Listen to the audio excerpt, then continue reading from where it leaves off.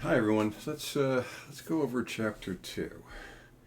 Now, a couple things about chapter 2. I think I mentioned in class that this is kind of dense, and it may make more sense to kind of do it this way because it's just a lot of theory.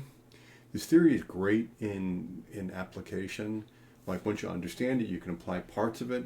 Some of it makes no sense, but you can see the progression as to, well, I shouldn't say makes no sense. Made sense at the time it was first proposed, may make less sense in our current environment as a go-to theory for how to run things, and we'll talk about where that is. But understand that management theory is a progression. The book only goes up to Peter Drucker, who is, Peter Drucker's real height was probably in the 1970s.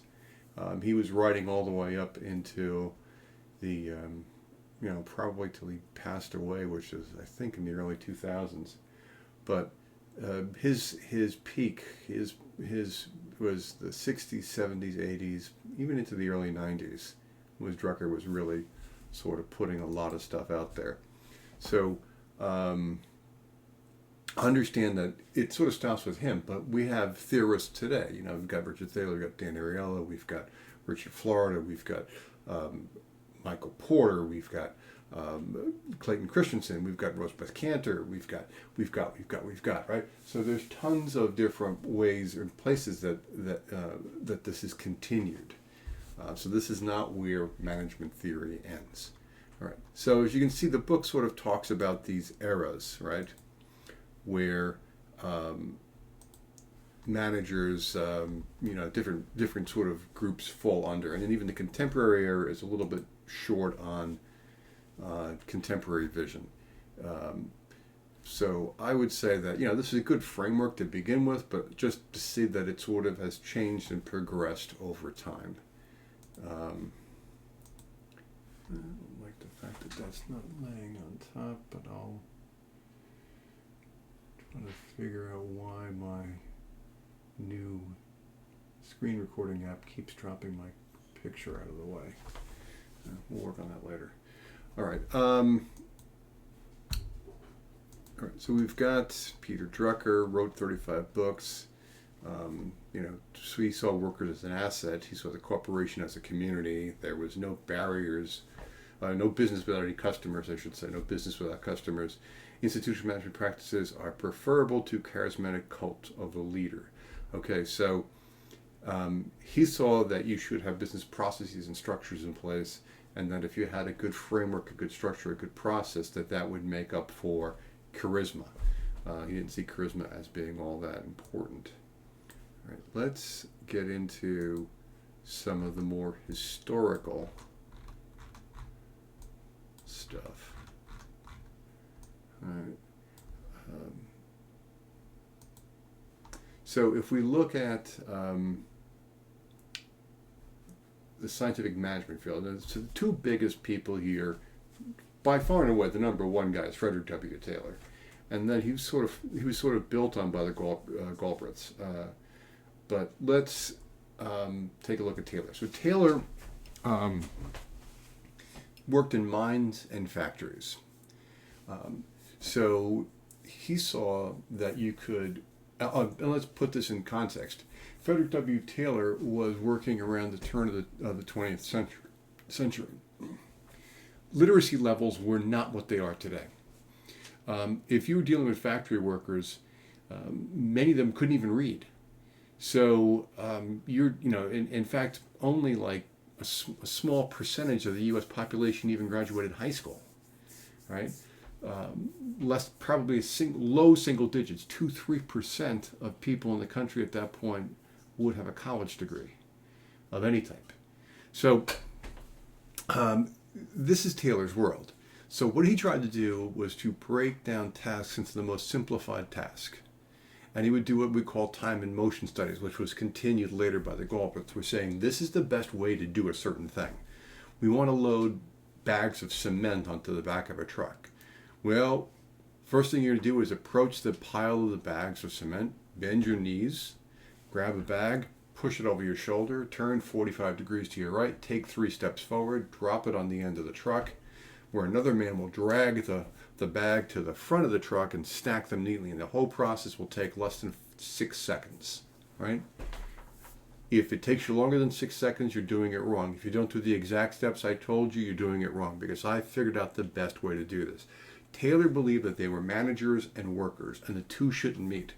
In fact, in a conversation that he had with Congress, he suggested that if a man showed up at a steel mill with the desire to work there, he was clearly not bright enough to be a manager, because no one would want to work in a steel mill.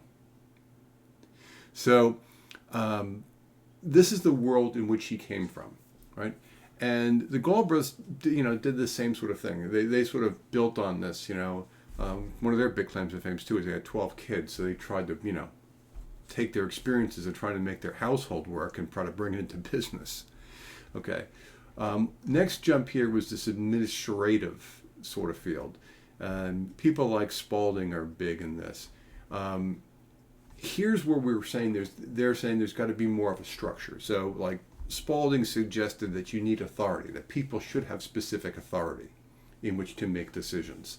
That there should be clear divisions of labor, that there should be adequate cash or capital in which to run the business, that there should be proper budgeting, that there should be, teamwork. And so Spalding set up those kind of processes within organizations, and said that this is the way you got to do this in a very bureaucratic way. Again, partially because of the environment in which he was dealing in, with relatively low literacy, like late 1800s, early 1900s, right? Then you got Henry Fayol, who is a French industrialist, right? Again, late 19th century, early 20th century.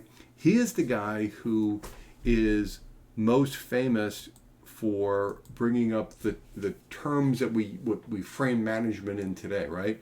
Planning, organizing, leading and controlling. Well, he said directing and controlling, and he also, coordinating, and then he also sometimes he's attributed to saying also staffing. So those would be in there, right? Your book doesn't include staffing, and they say leading instead of directing. But back when Fayol first did this, it was directing.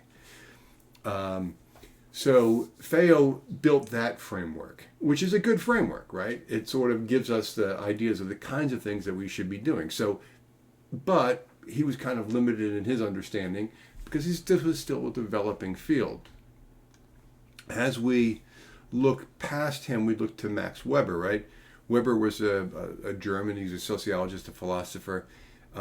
He believed that there should be hierarchy, and it would be appropriate with German culture, right? Where they very organized, very structured, right? Traditionally. And so he believed in the very organized, structured approach to business. Clear divisions of labor, careers based on merit, that there would be structure and order and honor and, all that. So when we are looking at this, this group, right, it tends to be a little too mechanistic. That tends to be the problem here. However, without these structures, it could be just sheer mayhem, right? The fact that they organized this, the fact that they had processes, and the fact that they had divisions of labor usually gave them big leaps in productivity based upon earlier methods of sort of organizing and managing work. But again, they treated people like they were sort of cogs in a machine. Now, this would seem appropriate because this was during the Industrial Revolution, where the big buzz was, hey, we can have production lines, right?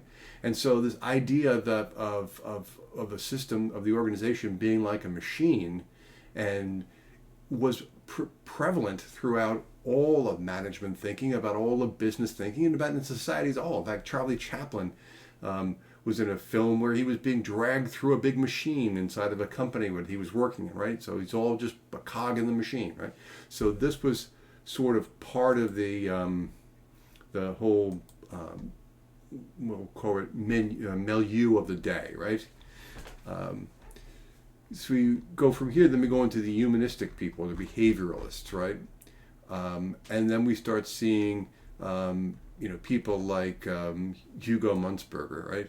And in his world, he was kind of known as the father of industrial psychology. He started studying and determining which people were best suited for jobs. So he'd take a look at personality tests and how their temperaments would identify with particular types of work, right?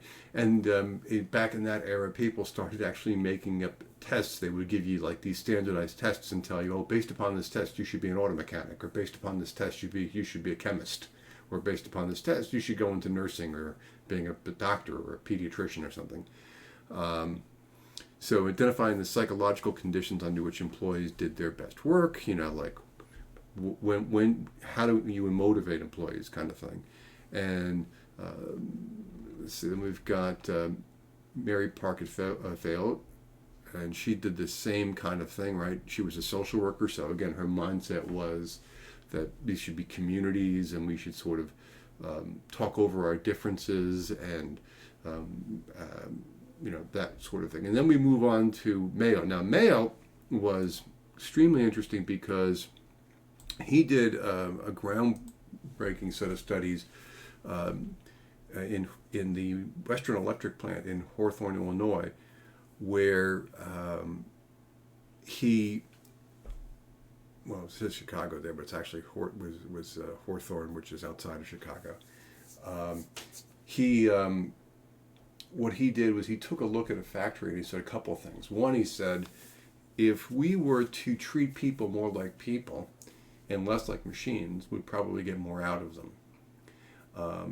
And if we created an environment where there was better light and better ventilation, people would probably work more. You'd probably get more productivity out of these people. And he did that, and that happened. But what he's also known for is the Hawthorne effect. Was when you pay attention to people, they work differently. So in this particular study, what happened is at the Western Electric plant in Hawthorne, they told all the employees that don't be confused or upset tomorrow when you see people walking around in suits and ties, carrying clipboards and writing as they walk around the plant tomorrow. These are efficiency experts, and they're taking a look at how efficient we are. And their job is to sort of analyze the way we're working and to help us improve and become more efficient. What do you think happened the day that those guys showed up? Productivity skyrocketed. Why did it skyrocket? Because now people knew they were being watched. And they did the things they thought they were supposed to be doing and not the things that they were doing in the past. So Hawthorne effect pretty much says people will act differently if you watch them or if they think they're being watched. Then we go down here to Douglas McGregor, right, which we talked about theory X and theory Y, and we talked about Maslow's hierarchy of needs before, I'm pretty sure, right? So I don't think I need to go over those. Okay.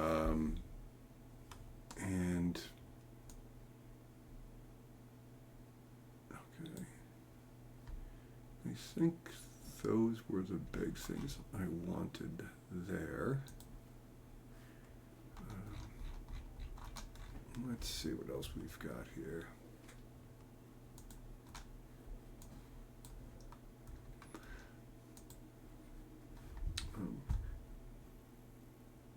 And here we'll talk about sort of this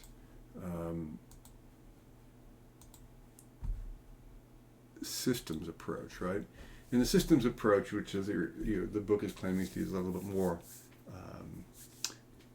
a modern approach to this, would be that you sort of take a look at everything as a system, and it can be an open system or a closed system, right? And you have inputs, people, money, equipment, materials, right?